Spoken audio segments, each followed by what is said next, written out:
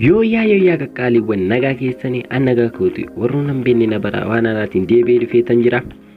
Siitingiilee yuutuubii barbaachisoo ta'an waliin ilaallaa seenneetu hanga dhuma viidiyootiin nu duukaa bu'aasiniin jenna. San dura garuu warroon haaraa taatan YouTube chaanala keenya subscribe gochuun mallattoo bukkeetti tuquun ol kan jedhudha kaawwachuun yeroo hunda viidiyoon asii gadhiifamu akkasiin qaqqabu taasifadhaa isiniin jennaa kallattiin gara viidiyoo keenya. YouTube keessaa isa murteessaa ta'e isa tokkoffaa waliin ilaalla.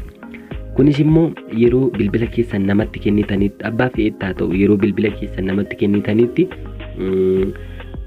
YouTube keessan keessa seenee akka inni tuttuneef bilbilli keessan yeroo sanaaf YouTube keessan akka cic jedhee taa'uuf akka isin hin jeeqneef kan isin gargaaru kunoo turn on icon ishii jettu kana irra tuttuu yeroo irra xuxxangoo ishii jettu tuttu kunoo abbaanumti fe'e otoo dhufee YouTube keessan keessa seenuu hin danda'u jechuudha. Kunoo akkaawuntiin keessan cufa yoo innaalli karaa deemtan yoo tasa isinitti hin ergiin malee yoo tasa bilbilli baduu ni danda'a kana fa'aa ta'uu danda'a.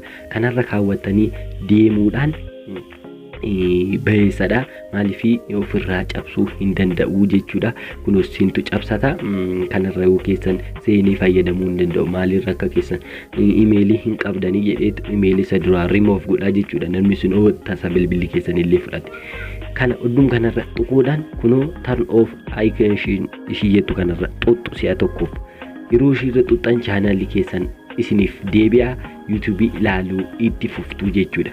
Kunoo akka kanatti kunoo amma fakkeenyaaf ibsaa aappis irra seeneeta yeroon immoo amma isinitti agarsiisu kanarratti amma fakkeenyaaf isin jeqa wanteef sagalee nan cufaa. Viidiyoon koo qulqullina illee yoo qabu ta'e akkaataatti qulqullinatti gootaniin isinitti agarsiisa. Kunoo asii like tuqullee hin dagatina subscribe edda gootan mallattoo bukkeetti dhuftu kana tuqxanii ol gochuu hin dagatina isiniin jenna. Asii kunoo quality jedhu tuttu taansee steepinisa kunoo ishii jala kanarra dhuftu.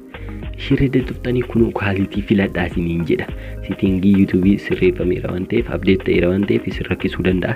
Kunoo 700 ishirra jirtu kaawwattu viidiyoon qulqullinaan ilaala kan dura qulqullina hin qabaanne qulqullina isiniif qabaata viidiyoon keessanii jechuudha. Amma taphachiisee isinitti agarsiisuu nan danda'a. Kunoo bakka sanatti deebi'ee gubbaarra kaawwadhe kunoo amma fakkeenya kunoo amma inni fa'a.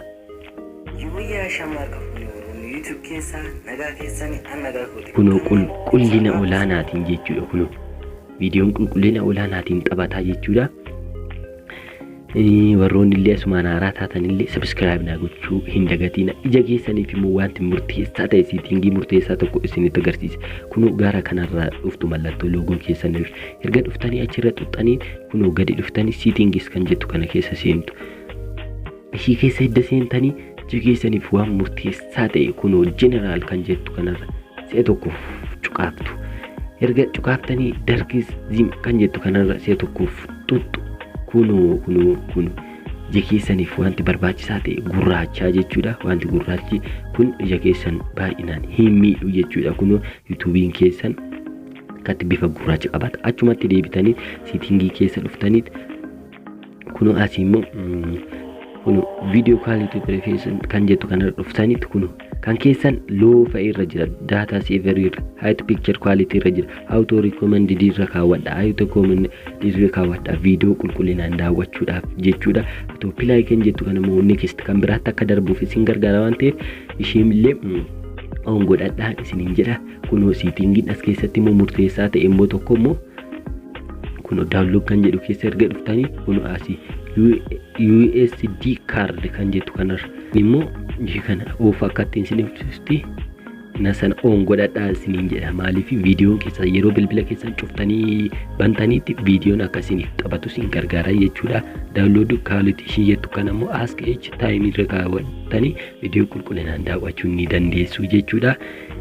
Kan biraa waan ta'eef jiraate notification kunoo notification asirra dhuftanii ishii kana akka in ibsinee notificationin isin qaqqabu ishii kana yoo ibsitan akkasillee ta'ee yoo jiraate duubatti deebisa. Kana caala warra afi hunda isaa on irra kaawwadhaa kan isiniin jedha. Siitingilee YouTube arraaf qabanne kanuma kanneen af immoo yeroo biraatiin walitti deebinaa viidiyoo keenya laayikii tuquu hin dagatina. Warroonni haaraa taatan subscribe godhaa. Gubbaa kanatti ibsaa apps jettanii yoo search gootan viidiyoon keenyas channel keenyas ni ifa waan ta'eef kun akka kanatti yeroo isinii dhufe bakka kana bakka subscribe jettu kana tuqxanii ishii kanarra tuqxanii all kan jedhu mallattoo bilbilaa jechuun ishii kana jechuun viidiyoo keenya laayikii tuquu hin dagatina.